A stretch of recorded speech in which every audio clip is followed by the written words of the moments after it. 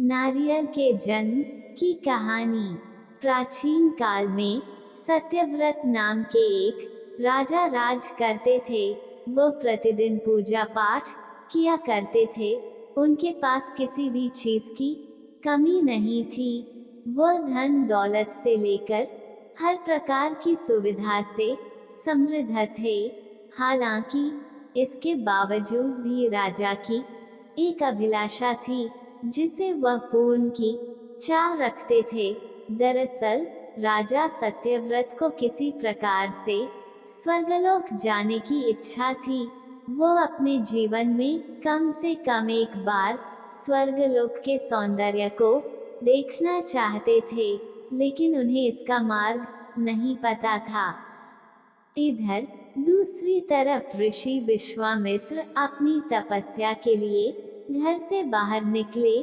चलते चलते वह अपनी कुटिया से काफी आगे चले गए थे। काफी समय बीत गया, लेकिन वह नहीं लौटे। इस कारण उनका परिवार भूख और प्यास से तड़प रहा था। राजा सत्यव्रत को जब यह पता चला तो उन्होंने ऋषि विश्वामित्र के परिवार के पालन पोषण की जिम्मेदारी ले ली।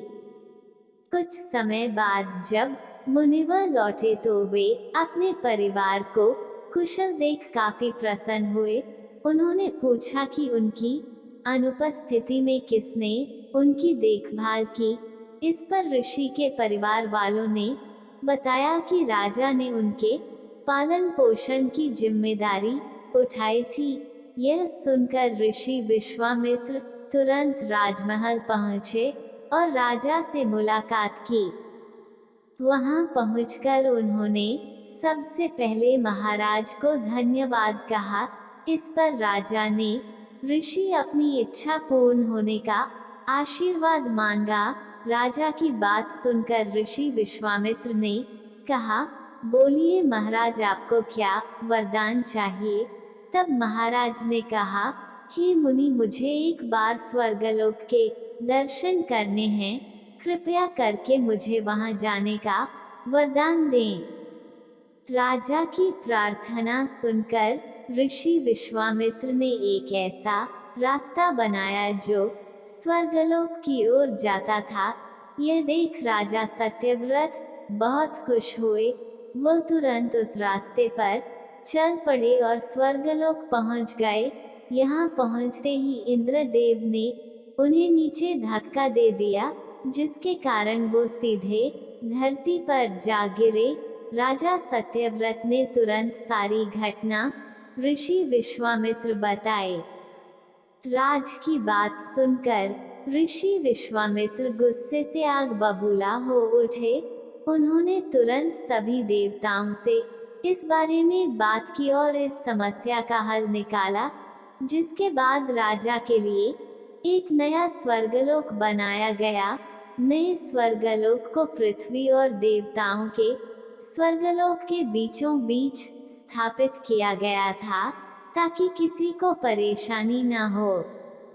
नए स्वर्गलोक से राजा सत्यव्रत तो बहुत खुश हुए, लेकिन विश्वामित्र को एक चिंता लगातार सता रही थी।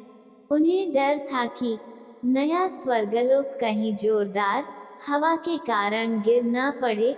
अगर ऐसा होगा तो राजा सत्यव्रत दोबारा से धरती पर जा गिरेंगे। काफी सोच विचार के बाद ऋषि विश्वामित्र को एक उपाय सूझा। उन्होंने नए स्वर्गलोक के नीचे एक बहुत लंबा खंभा लगा दिया, ताकि उसे सहारा मिल सके। ऐसी मान्यता है कि नए स्वर्गलोक के नीचे लगाया गया खंभा एक विशाल पेड़ के तने के रूप में बदल गया। यही नहीं, कुछ समय पश्चात जब राजा सत्यव्रत की मृत्यु हुई तो उनका सिर एक फल में तब्दील हो गया। तभी से इस खंभे को नारियल का पेड़ कहा जाने लगा।